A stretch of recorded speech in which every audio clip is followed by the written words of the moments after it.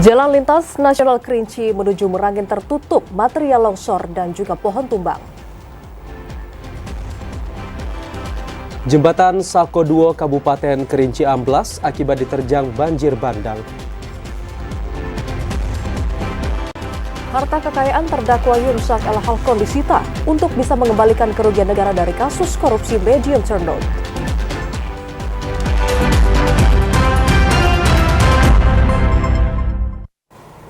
Selamat sore pemirsa, hari ini Rabu 17 Januari 2024, Jambi hari ini hadir kembali menyapa Anda dengan beragam informasi aktual dan juga terbaru dari Provinsi Jambi. Ya, selain 3 berita utama tadi, tim redaksi kami juga telah menyiapkan sejumlah informasi menarik lainnya untuk Anda bersama saya Ahmad Solihin. Dan saya Vidya Francisca, inilah Jambi hari ini selengkapnya.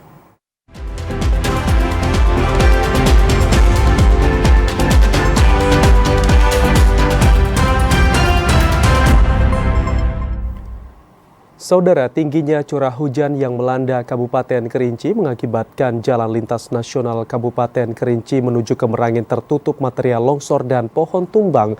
Longsor dan pohon tumbang ini menyebabkan arus lalu lintas menjadi terhambat. Tingginya curah hujan di wilayah Kabupaten Kerinci mengakibatkan terjadinya longsor dan pohon tumbang yang menutupi jalan lintas nasional Kerinci Merangin di Desa Tanjung Batu, Kecamatan Danau Kerinci. Material longsor dan pohon tumbang yang menutupi badan jalan mengakibatkan akses transportasi menjadi terganggu. Antrian kendaraan mengular di lokasi kejadian. Anggota Polres Kerinci bersama TNI serta warga sekitar yang dibantu satu unit alat berat milik Dinas PUPR Kabupaten Kerinci langsung membersihkan material longsor. Pohon ini posisi di tebing, jadi tumbang sehingga dengan pemberdayaan masyarakat setempat, gotong royong dikerahkan oleh Pak Kades dengan BPD, tokoh adat semuanya bergerak saling bahu-membahu membersihkan.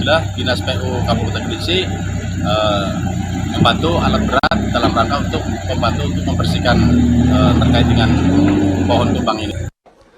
Setelah 1 jam bekerja, jalan yang longsor akhirnya dapat dilalui oleh kendaraan meski dengan sistem buka tutup. Ilwan, TVRI Jambi melaporkan. Sementara banjir akibat luapan Sungai Batanghari, saudara, di Kabupaten Tanjung Jabung Timur kian meluas dan saat ini ribuan rumah warga di 2 kecamatan terdampak banjir. Banjir akibat luapan Sungai Batanghari di Kabupaten Tanjung Jabung Timur tak hanya menggenangi fasilitas umum, namun juga menggenangi ribuan rumah warga di 2 kecamatan, yakni Berbak dan Rantau Rasau. 2 kecamatan ini kerap menjadi langganan banjir saat air Sungai Batanghari meluap. Kepala Pelaksana BPBD Tanjung Jabung Timur, Helmi Agustinus mengatakan, 1.455 rumah warga di 2 kecamatan terdampak banjir, dengan rincian 1.000 rumah di Kecamatan Berbak dan 455 di Kecamatan Rantau Rasau. Sebagai upaya penanganan banjir, pemerintah Kabupaten Tanjung Jabung Timur telah menyiapkan peralatan penanganan, baik yang berada di BPBD maupun di OPD terkait, dengan menyiapkan 3 unit tenda dan 2 unit perahu karet. Sejumlah warga yang terdampak banjir telah diberikan bantuan berupa makanan cepat saji. Selain disebabkan limpahan air dari kabupaten tetangga, banjir yang tengah melanda juga disebabkan pasang surut atau rop yang berlangsung dalam hitungan jam. Diberitahukan juga kepada kami untuk mengambil langkah-langkah dan kami juga akan menyurati bekerjasama dengan nanti Pak Sekda selaku Kepala BPBD akan menyurati kepada seluruh camat, menghimbau kepada kepala desa dan seluruh warganya untuk selalu berhati-hati karena kondisi cuaca cukup ekstrim. Apalagi sekarang ini tingkat curah hujan cukup tinggi. Helmi Agustinus mengimbau seluruh camat untuk tetap waspada dan berhati-hati jika banjir terus meluas.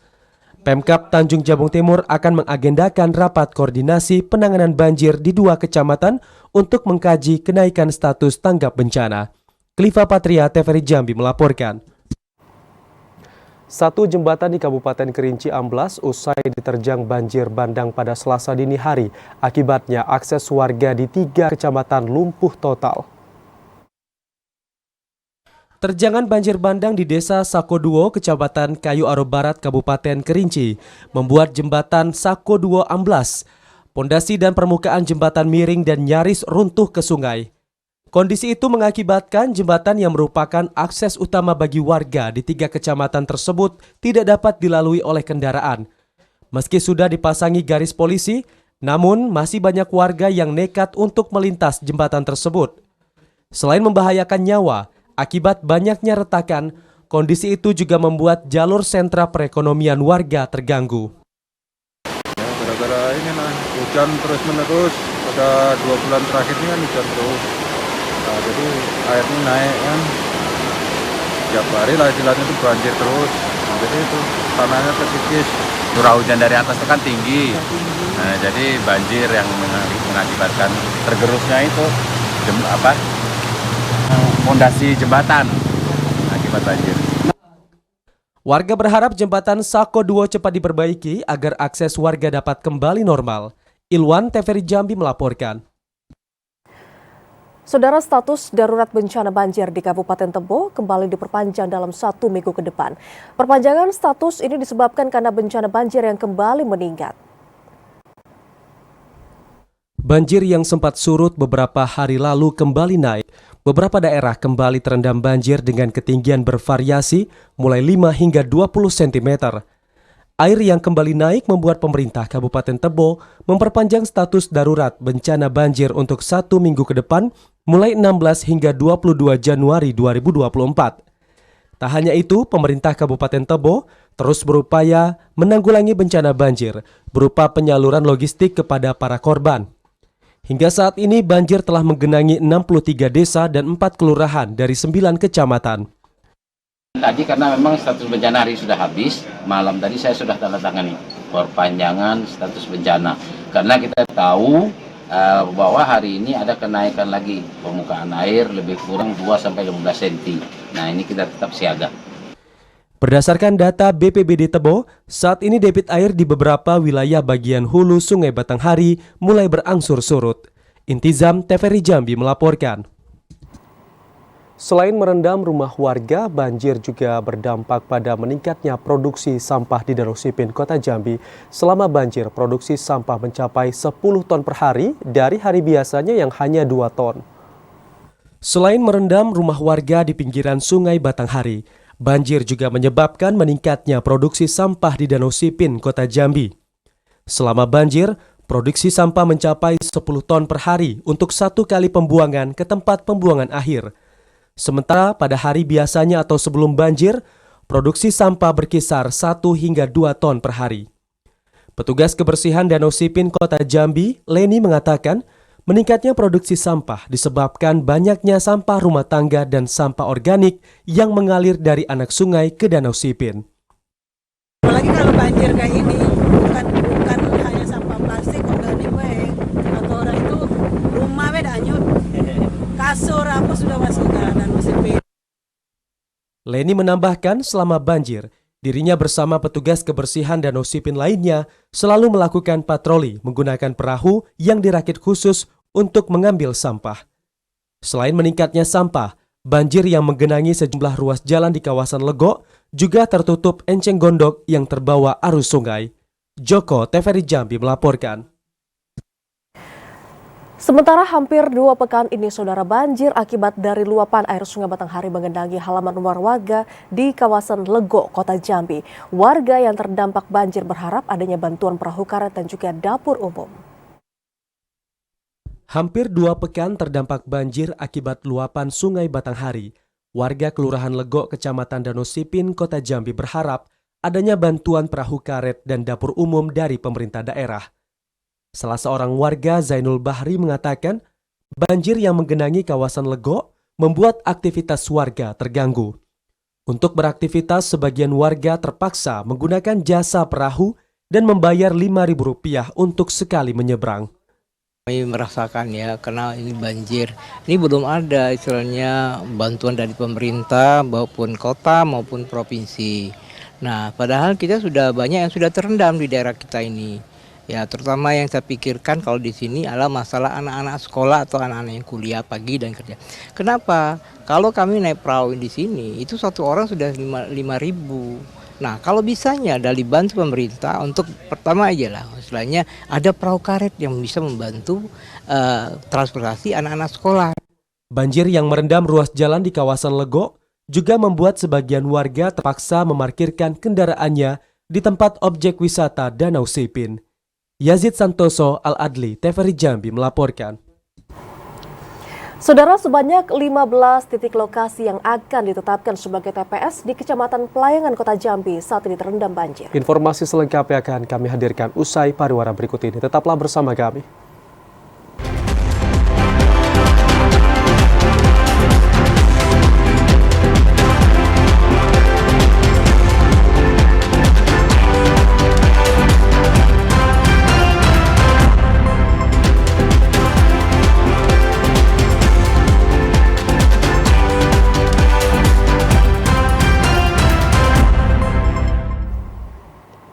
Anda kembali bergabung bersama kami di Jambi hari ini. Saudara, 15 titik lokasi yang telah ditetapkan sebagai tempat pemungutan suara di Kecamatan Pelayangan Kota Jambi terendam banjir. Jika hingga hari pencoblosan masih terendam, KPU harus menyediakan lokasi cadangan yang lebih tinggi dan aman dari banjir. Sejumlah wilayah di Provinsi Jambi terdampak banjir sejak beberapa pekan terakhir seperti Kerinci, Sungai Penuh, Bungo, Tebo, Sarolangun, dan Muaro Jambi. Dampak banjir ini dirasakan langsung oleh ribuan warga di Provinsi Jambi. Tak hanya melumpuhkan aktivitas warga, banjir juga menjadi tantangan yang harus dihadapi pihak penyelenggara pemilu. Di Kota Jambi, 15 titik yang telah ditetapkan KPU sebagai lokasi TPS di Kecamatan Pelayangan terendam banjir. Dengan menggunakan perahu, Ketua Bawaslu Kota Jambi Johan Wahyudi bersama anggota dan Panwaslu Kecamatan Pelayangan meninjau beberapa lokasi TPS yang terendam banjir. Peninjauan itu dilakukan untuk memastikan lokasi TPS tidak terendam banjir hingga hari pelaksanaan pemilu 2024. Mengecek ada 2 TPS dari 15 TPS di Kecamatan Pelayangan, dan ini TPS 3. TPS 3 ini yang biasa digunakan oleh warga sekitar untuk TPS-nya. Jika hingga hari pelaksanaan pemilu masih terendam banjir, maka lokasi TPS akan dipindahkan ke tempat yang lebih tinggi dan aman dari banjir. Johan Wahyudi meminta agar KPU segera mengantisipasi hal tersebut dan menetapkan titik lokasi TPS cadangan. Yogi Ramadhani, TVRI Jambi melaporkan. Saudara, korban banjir di Kabupaten Bungo saat ini mulai terserang penyakit pasca banjir. Selain penyakit kulit, korban banjir juga mulai terserang diare ringan dan juga ispa. Yang melanda Kabupaten Bungo dalam beberapa pekan lalu, sejumlah penyakit mulai menyerang warga yang terdampak. Kepala Puskesmas Muara Bungo 1 Suyanto mengatakan, selain penyakit kulit, pihaknya juga banyak mendapat keluhan dari korban banjir yang terserang diare ringan dan ispa. Tak hanya menyerang orang dewasa, penyakit pasca banjir juga menyerang anak-anak. Suyanto menambahkan pihaknya selalu siaga memberikan pelayanan kesehatan kepada korban banjir. Jika masih terdapat keluhan penyakit, korban banjir telah diminta untuk datang ke posko kesehatan atau puskesmas terdekat. Setelah 4 kali berturut-turut banjir yang melanda Kecamatan Pasar Muara Bungo, kami dari pihak Puskesmas Muara Bungo 1 membuka posko bencana banjir untuk penanganan keluhan-keluhan kesehatan masyarakat. Meski banjir di sejumlah wilayah mulai surut, namun masih ada beberapa dusun yang terdampak banjir dengan ketinggian bervariasi. Hingga saat ini masih ada sejumlah warga yang masih mengungsi di tenda-tenda pengungsian menunggu banjir surut. Warga khawatir banjir susulan akan kembali terjadi. Muhriandi, TVRI Jambi melaporkan. Masyarakat Kabupaten Kerinci dihebohkan dengan penemuan sebuah pulau di tengah Danau Kerinci. Pulau yang mengapung dan terombang-ambing di tengah objek wisata Danau Kerinci tersebut diperkirakan memiliki luasan mencapai 2 hektar. Inilah video amatir salah seorang warga saat menemukan sebuah pulau di tengah Danau Kerinci. Video penemuan pulau ini viral di media sosial. Diduga pulau yang ditemukan oleh warga tersebut merupakan tanah rawa yang terlepas dari bibir pantai danau akibat meluapnya debit air danau. Air danau yang membuat gumpalan tanah seluas hampir 2 hektar ini hanyut terbawa arus dan mengapung di tengah danau. Kapolsek Danau Kerinci AKP Edi Mardisiswoyo mengatakan permukaan tanah rawa yang berada di tengah Danau Kerinci sangat lembut dan basah, namun masih dapat dilewati dengan berjalan kaki. Tanah rawa itu juga ditumbuhi oleh rumput dan pepohonan serta tanaman hijau lainnya. Dari saat curah hujan yang cukup tinggi mengapung di atas danau dan akhirnya posisinya sekarang di desa Koto Tengah. Nah, ini yang kami cek bersama dengan unsur terkait.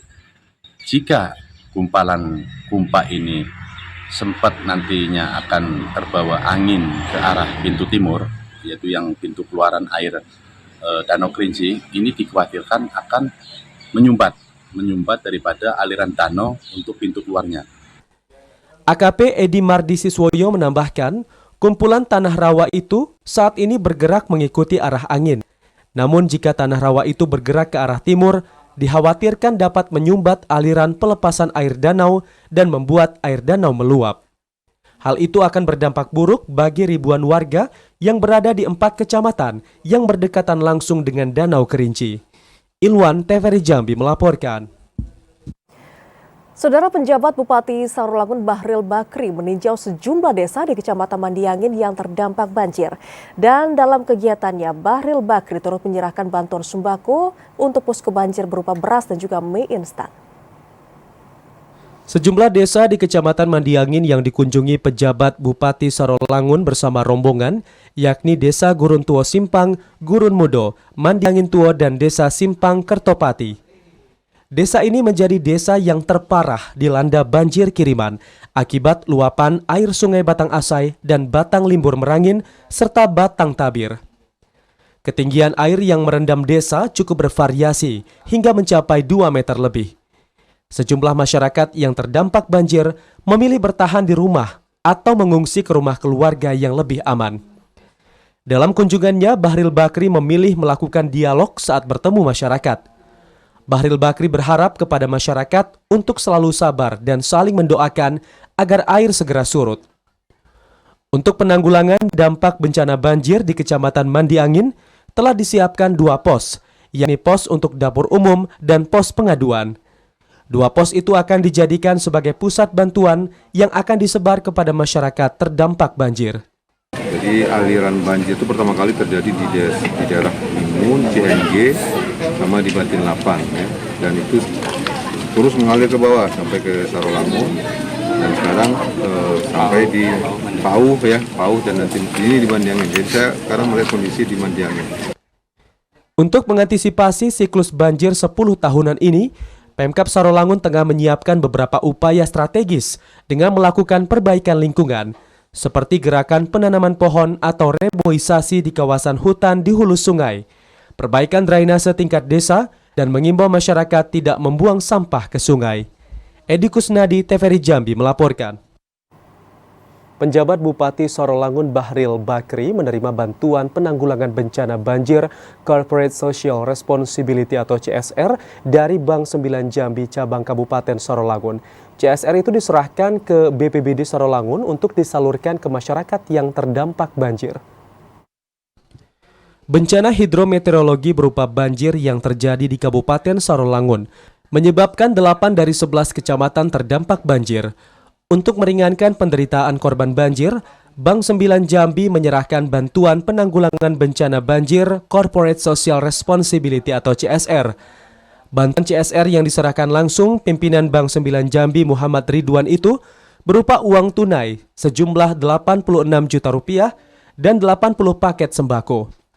Penjabat Bupati Sarolangun Bahril Bakri mengapresiasi kepedulian dan respon cepat dari Bank 9 Jambi terhadap musibah banjir.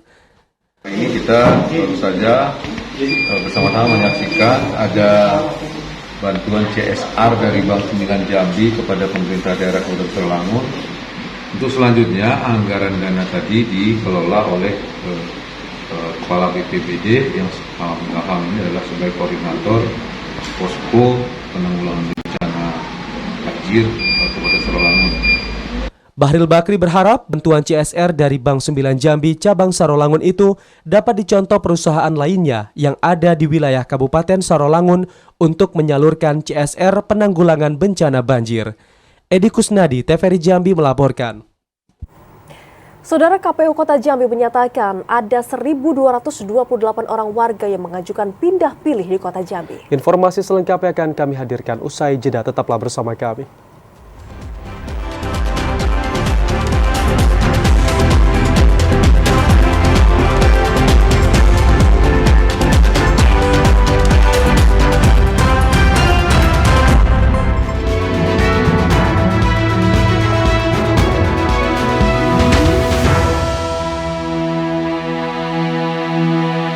Kembali bersama kami di Jambi hari ini dalam segmen menuju pemilu 2024. Saudara, KPU Provinsi Jambi berencana akan memindahkan lokasi TPS yang berada di kawasan yang rawan banjir. Intensitas hujan yang tinggi diprediksi masih akan terjadi hingga bulan Februari mendatang. Intensitas hujan di Provinsi Jambi diprediksi masih cukup tinggi hingga beberapa minggu ke depan.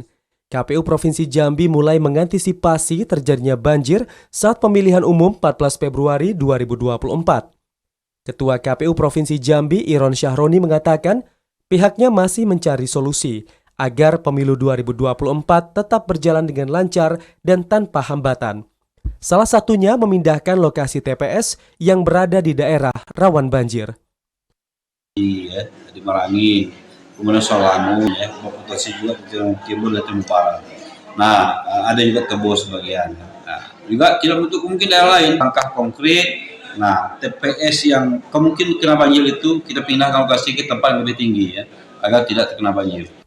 Iron Syahroni meminta kepada KPU Kabupaten Kota di Provinsi Jambi untuk melakukan pendataan dan supervisi ke lokasi-lokasi TPS yang kemungkinan terendam banjir.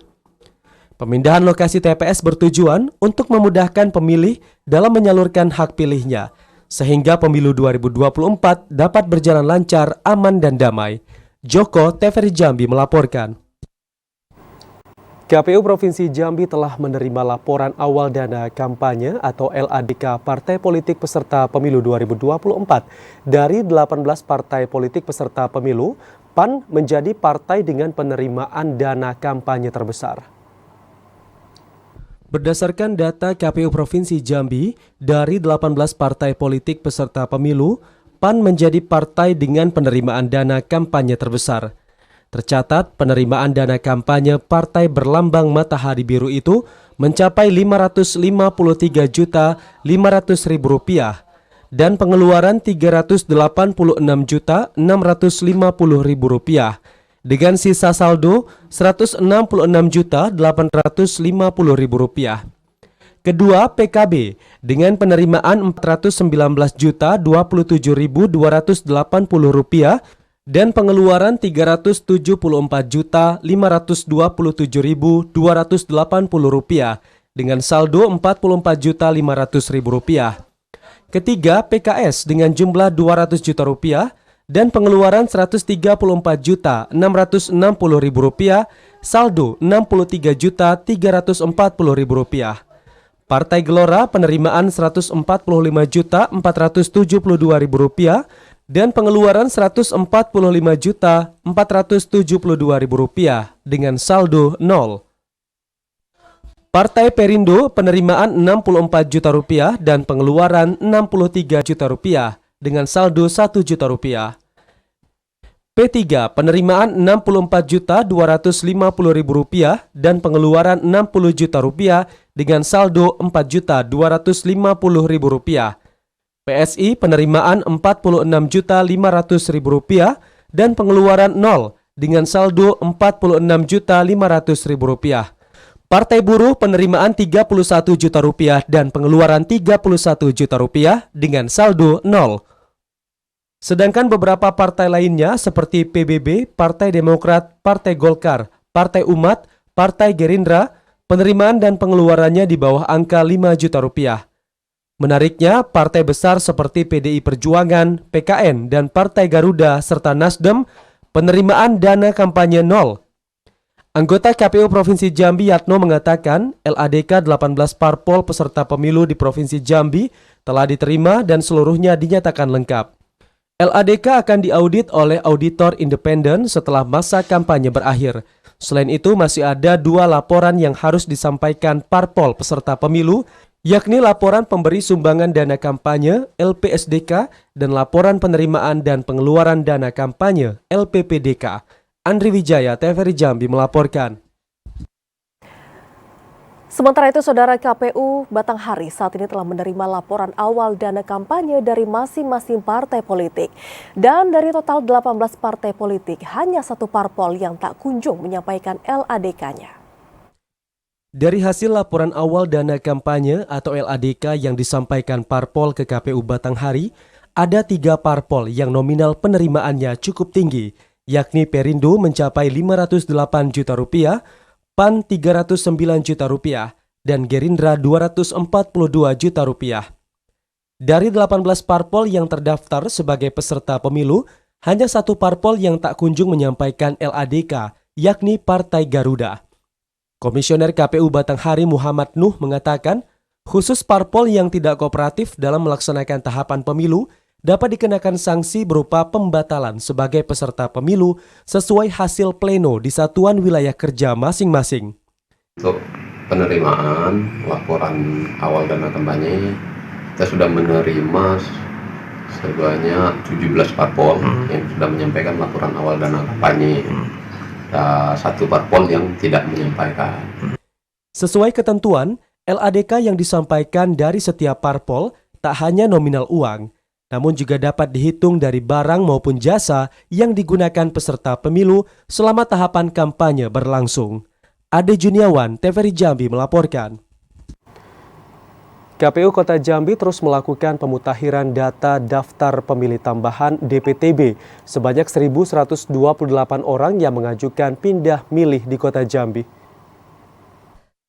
Jelang pemilu 2024, Komisi Pemilihan Umum Kota Jambi mencatat ada 1.128 masyarakat yang mengajukan pindah pilih atau daftar pemilih tambahan atau DPTB di Kota Jambi. Mereka mengajukan pindah pilih karena pindah domisili, pindah tugas, dan lain sebagainya. Ketua KPU Kota Jambi, Denny Rahmat, mengatakan kemungkinan daftar pemilih tambahan akan terus bertambah hingga 7 hari jelang pelaksanaan pemilu. Saat ini pihaknya masih terus melakukan pendataan daftar pemilih tambahan di Kota Jambi. Daftar pemilih tambahan ini sudah diatur dalam undang-undang. Hal ini bertujuan untuk memudahkan masyarakat menyalurkan hak pilihnya pada pemilu 2024. Pada hari ini KPU Kota Jambi sedang melakukan rekap terkait dengan penduduk Kota Jambi yang melakukan pindah milih. Adapun rekap yang kami terima itu, yang rekap masuk itu ada 1.128 dan rekap keluar ada 1.558. Selain pemilih yang masuk ke Kota Jambi, KPU juga mencatat warga Kota Jambi yang mengajukan pindah pilih ke luar daerah. Sedikitnya ada 1.558 orang yang tercatat mengajukan pindah pilih di luar Kota Jambi. Joko, TVRI Jambi melaporkan. Saudara, momentum pemilu tahun 2024 ini menjadi berkah bagi sebagian masyarakat Tanjung Jabung Barat dengan menjadi buruh angkut bongkar muat logistik pemilu. Karena setidaknya buruh tersebut bisa mendapatkan pekerjaan meski hanya sementara waktu. Selain bekerja sebagai sortir dan pelipat surat suara, momentum pemilu serentak menjadi pembawa berkah dalam mencari penghasilan bagi sejumlah buruh angkut bongkar muat. Melalui momentum pemilu, sejumlah logistik pemilu milik KPU telah berangsur tersusun rapi di gudang KPU. Salah seorang buruh angkut, Adnan, mengatakan dirinya telah berpuluh-puluh tahun menekuni profesi sebagai buruh angkut bongkar muat logistik pemilu 2024. Momentum pemilu 2024 membawa berkah bagi dirinya bersama rekan-rekannya. Upah yang diterima ketika bongkar muat logistik tergantung dari jumlah muatan barang yang akan diturunkan. Satu mobil, kalau yang ini baru kami makan 450 ya. Yang kemarin yang di BD itu 240. Itu berapa upahnya? Yang pertama 240.000. Kalau yang ini 900. Dia kan 24 kali 2 kan 48. Per orang berapa? Per orang 60.000. 60.000 ya. Tapi berkah bagi kita lah ya, kalau mau momen kayak gini dak. Ya, Oke.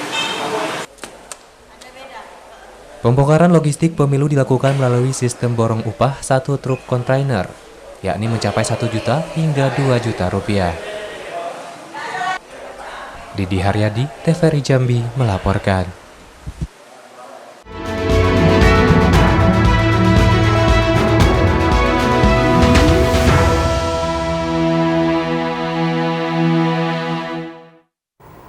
Saudara, akibat tongkang menabrak tiang pelabuhan, PT Pelindo Regional 2 Jambi menuntut ganti rugi. Informasi selengkapnya saudara kami hadirkan usai jeda sesaat lagi.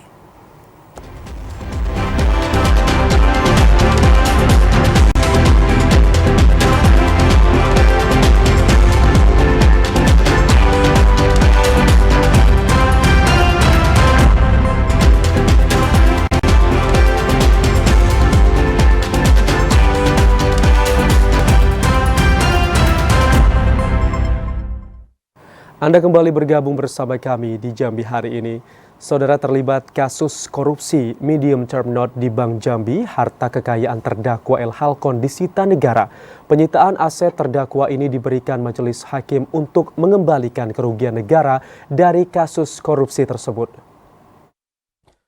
Untuk mengembalikan kerugian negara dari kasus perkara korupsi medium term note yang terjadi di Bank Jambi tahun 2017-2018, Majelis Hakim Pengadilan Negeri Jambi memberikan hukuman tambahan kepada para terdakwa yang dinyatakan bersalah di Pengadilan Negeri Jambi. Dalam amar putusannya, selain menjatuhkan hukuman pidana penjara, Majelis Hakim juga mewajibkan terdakwa untuk mengembalikan kerugian negara. Melalui pesan singkat, Humas Pengadilan Negeri Jambi Suwarjo mengatakan, berdasarkan pembacaan vonis, selain dikenakan pasal tipikor, terdakwa Dadang Suryanto, Andri Irfandi, dan El Halcon juga turut dikenakan pasal tindak pidana pencucian uang. Masing-masing terdakwa diwajibkan mengembalikan kerugian negara. Khusus untuk El Halcon, harta kekayaan terdakwa yang disita oleh negara, diantaranya 4 bidang tanah yang tersebar di Kota Jambi, Muara Jambi, dan Tanjung Jabung Barat, serta sejumlah kendaraan. Tak hanya itu, El Halcon juga diwajibkan membayar denda 7,6 miliar rupiah. Asyar, TVRI Jambi melaporkan. Saudara, polisi saat ini masih memburu pelaku investasi delivery order sawit bodong yang saat ini telah ditetapkan sebagai DPO. Polisi melibatkan Polda Sumatera untuk bisa melacak keberadaan pelaku yang merugikan korbannya hingga 5 miliar rupiah. Kasus investasi bodong dengan modus delivery order atau DO sawit di Sungai Bahar didalami penyidik Jatanras Polda Jambi. Polisi membentuk tim memburu pelaku yang saat ini masih buron. Penyidik telah menetapkan pelaku sebagai daftar pencarian orang atau DPO. Pencarian kedua pelaku yang merupakan pasangan suami istri ini melibatkan Polda Sumatera. Pasca menipu warga Sungai Bahar, kedua pelaku melarikan diri ke Sumatera Utara hingga keberadaannya raib dari peredaran. Baik dari direktorat maupun dari jajaran dari polda-polda lain, mudah-mudahan kita akan segera dua DPO. Artinya status buahnya sudah tersangka, ya? Jelas sudah tersangka, makanya kita keluarkan DPO-nya. Ya, kita mohon juga rekan-rekan media bisa menyampaikan, mengidentifikasikan, dan jika memang ditemukan baik oleh kita maupun oleh rekan-rekan penyidik yang lainnya bisa langsung mengamankan. Sebelumnya, 6 warga dari kawasan Sungai Bahar, Kabupaten Muaro Jambi mendatangi Polda Jambi. Warga melaporkan seorang warga yang menipu dan menggelapkan uang investasi. Warga tertipu setelah dijanjikan keuntungan senilai 3% dari modal yang disetor untuk biaya DO sawit. Total uang warga yang tertipu diperkirakan mencapai 5 miliar rupiah. Ari Haryono, TVRI Jambi melaporkan. 2 orang pelaku kurir narkoba jaringan lapas kelas 2B Tebo berhasil ditangkap Satuan Reserse Narkoba Polres Tebo. Selain pelaku, polisi juga mengamankan barang bukti berupa 73 narkoba paket kecil dengan berat 165,27 gram. Pada awal tahun 2024, Satres Narkoba Polres Tebo berhasil menangkap 2 pelaku kurir narkoba jaringan antar lembaga pemasyarakatan di Kabupaten Tebo. Kedua pelaku ditangkap di Desa Kemantan, Kecamatan Tebo Ilir, Kabupaten Tebo. Kedua pelaku yang diamankan yakni SR dan RFH, warga Kecamatan Tebo Ilir. Tak hanya menangkap pelaku, polisi juga berhasil mengamankan barang bukti narkoba berupa 1 paket besar, 2 paket sedang, 73 paket kecil yang siap diedarkan di wilayah Kecamatan Tebo Ilir. Saat dilakukan interogasi, kedua tersangka mengaku mendapatkan barang haram siap edar itu dari Kabupaten Sarolangun dan dikendalikan oleh seorang warga binaan Lapas kelas 2B Tebo. Kita timbang 165,27 gram. Jadi berdasarkan barang bukti ini dan kuat bahwa mereka adalah jaringan pengedar. Setelah kita dalami, ternyata peredaran ini dikendalikan oleh napi di lapas. AKBP Iwayan Arta Aryawan menambahkan, pihaknya akan terus melakukan berbagai upaya pencegahan dan pemberantasan peredaran narkoba di Kabupaten Tebo. AKBP Iwayan Arta Aryawan mengajak masyarakat untuk mendukung upaya kepolisian dalam memberantas peredaran narkoba. Intizam TVRI Jambi melaporkan. Kita ke sorotan lainnya, Saudara. PT Pelindo Regional 2 Jambi menuntut pihak perusahaan angkutan batubara untuk mengganti rugi terkait insiden tongkang menabrak pelabuhan yang membuat tiang atau dolphin menjadi rusak.